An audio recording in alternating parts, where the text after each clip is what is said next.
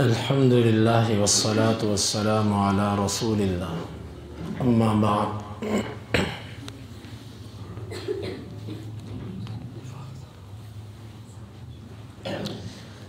اللہ تعالیٰ نے اس امت کو ابتدا سے جو عزت عطا فرمائی وہ کتاب و سنت کے اوپر عمل کرنے کی وجہ سے تھی۔ جب تک امت کے اندر یہ چیز رہی اور یہ امت باقی امتوں سے معزز رہی، محترم رہی، محتشم رہی، اور جس وقت کتاب و سنت پر عمل جیسے جیسے کمزور ہوتا گیا ویسے ویسے یہ امت دیگر امتوں کے سامنے حقیر ہوتی گئی۔ جب تک یہ امت اپنے علوم پر رہی، جو علوم ان کا نبی ان کو دے کر گیا تھا، جب تک یہ امت اس پر رہی اللہ تعالیٰ نے اس کو عزت اور شرف دیا۔ جیسے اس نے اپنے نبی کے علوم کو ترک کر کے مغرب کے علوم کو پکڑا، تو جو غلامی مغرب کے مقدر میں تھی وہ ان کے مقدر میں بھی آئی۔ آپ دیکھیے، جب تک ہم اپنے اصل مصادر سے جڑے تھے کتاب و سنت سے، اس وقت تک مسلمان معزز تھے اور باقی سب اقوام وہ مسلمانوں کے تحت ذلت کی زندگی گزارتی تھی، جزیہ دیتی تھیں اور کوئی سر اٹھا کے نہیں جیتا تھا۔ جب ہم نے اپنی وہ چیزیں ترک کی کہ جن کی وجہ سے عزت تھی اور ان کے علوم لیے اور ان کے اخلاق لیے، معاشرتی نظام ان کا لیا اور اپنے ملک کے اندر چلنے والے قوانین ان کے لیے، اور انہیں ہم نے اپنا آئیڈیل سمجھا، تو وہی غلامی ہمارے مقدر میں بھی آ گئی۔ اگر ہم یہ چاہتے ہیں کہ ہم انفرادی طور پر یا اجتماعی طور پر عزت حاصل کریں اور وہی مقام حاصل کریں جو اللہ کے نبی صلی اللہ علیہ وسلم کے زمانے میں تھا، تو ہم میں سے ہر اس بندے کو انفرادی طور پر اسی مصدر سے جڑنا ہے۔ سب سے پہلی چیز کہ علم سیکھنا، کہ وہ علم سیکھا جائے جو اللہ کے نبی صلی اللہ علیہ وسلم علم چھوڑ کر گئے، اس میں عزت ہے۔ آپ دیکھیے کہ آپ صلی اللہ علیہ وسلم کے دیے ہوئے علوم کو جو بندہ سیکھتا ہے، سمجھتا ہے، پڑھتا ہے، اس کی معاشرے میں کتنی عزت ہے۔ وہ اگر کما حق ہو اس کو اختیار کرتا ہے، اس کے لیے یہ مصلی رسول ہے، اس کے لیے منبر رسول ہے، اس کے لیے اعزاز اور شرف اور عزت ہے۔ وہ بازار میں چلتا ہے، لوگ اس کی عزت کرتے ہیں، لوگوں کے دلوں میں اس کی محبت ہے۔ کس کی وجہ سے؟ دین کی وجہ سے۔ لیکن اس کے برعکس دنیا کا علم، لوگ جتنی ڈگریاں لیتے ہیں ان ڈگریوں کا اینڈ پہ نتیجہ غلامی ہوتا ہے۔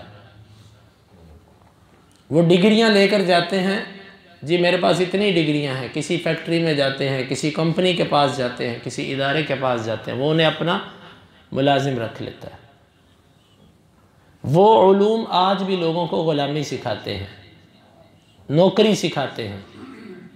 اسلام کے اندر بھی یہ چیز ہے، لیکن اسلام میں اجرت کا سلسلہ ہے، آجر اور اجیر کے معاملات ہیں، کہ آپ اسلام کے اندر مزدور ہیں، کسی کی مزدوری کرتے ہیں، آج آپ اس کے پاس ہیں، کل آپ آئیں نہ آئیں آپ کی مرضی، آپ پابند نہیں ہیں۔ جبکہ یہ نظام ہمارے معاشی معاملات کے اندر بھی ہمیں پابند کرتا ہے۔ ایک ملازم آدمی، ایک نوکر آدمی اپنی مرضی سے چھٹی نہیں کر سکتا، جبکہ اسلام کے اندر جو نظام ہے وہ مزدوری کا نظام ہے۔ آپ کا دل کرے آپ مزدوری پہ جاؤ، آپ کا دل کرے آپ نہ جاؤ۔ یعنی اگر آپ فقیر بھی ہیں، غریب بھی ہیں، تو بھی آپ کی عزت ہے اس نظام کے اندر، اس سلسلے کے اندر۔ خیر یہ تو ایک الگ معاملہ ہے۔ قرآن اور حدیث کا علم جو سیکھتا ہے اور اس پر عمل کرتا ہے، اللہ تعالیٰ اس کو دنیا میں بھی عزت دیتا ہے، اور آخرت تو انشاءاللہ اس کے لیے ہے ہی اگر وہ اخلاص کے ساتھ تھا۔ لیکن دنیا کے علوم حاصل کرنے والا بندہ، دنیا کی ڈگریاں حاصل کرنے والا بندہ بیچارہ دنیا کے اندر بھی نوکر ہوتا ہے، اور جب وہ 60 سال کی عمر کو پہنچتا ہے تو دنیا میں اس کے پاس ڈگریاں بھی ہوتی ہیں، لیکن لوگ اس کی ڈگریوں کی کوئی حیثیت نہیں سمجھتے۔ بھئی تم ریٹائر ہو چکے ہو، تمہاری عمر اتنی ہو چکی ہے کہ ڈگریوں کے باوجود تمہیں کچھ نہیں ملے گا۔ اگر ہم یہ چاہتے ہیں کہ اللہ تعالی ہمیں عزت دے، شرف کی زندگی جئیں، سکون اور اطمینان کی زندگی رہے ہماری، اور ہماری زندگیوں کے اندر پریشانیاں، غم اور خوف نہ ہوں، تو ہمیں اس کے لیے وہی طریقہ اختیار کرنا پڑے گا جو نبی مکرم صلی اللہ علیہ وسلم نے اختیار کیا۔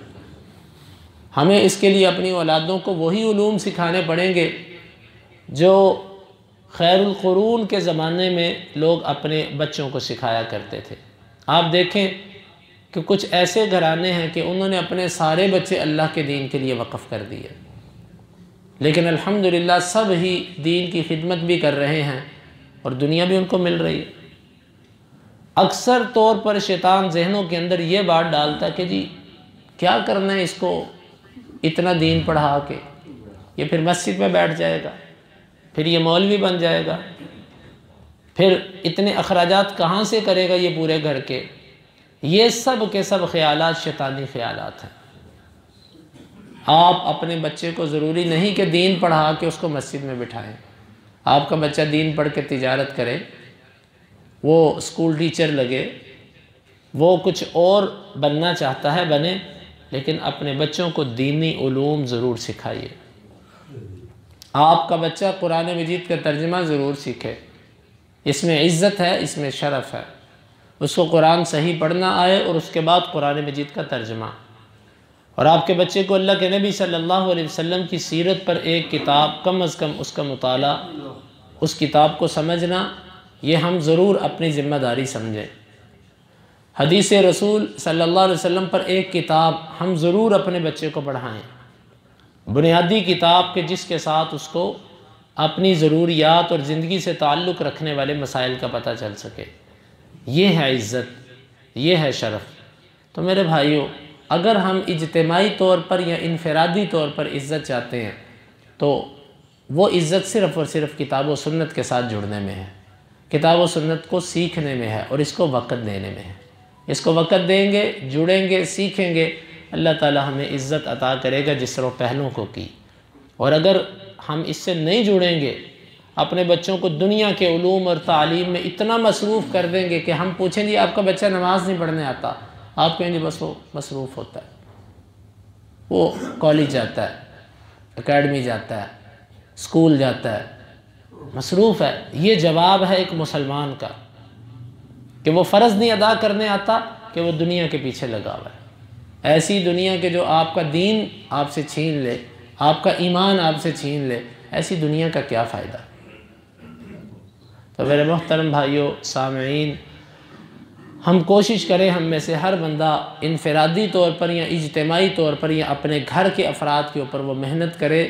ہم دوبارہ اس شرف کو حاصل کر سکتے ہیں، لیکن اسی طریقے پر جس طریقے پر پہلے لوگوں نے اس کو حاصل کیا، وہ کتاب و سنت کے ساتھ جڑنا، اس پر عمل کرنا، اللہ کے نبی صلی اللہ علیہ وسلم کی سنتوں کو اختیار کرنا جس طرح آپ دے کر گئے۔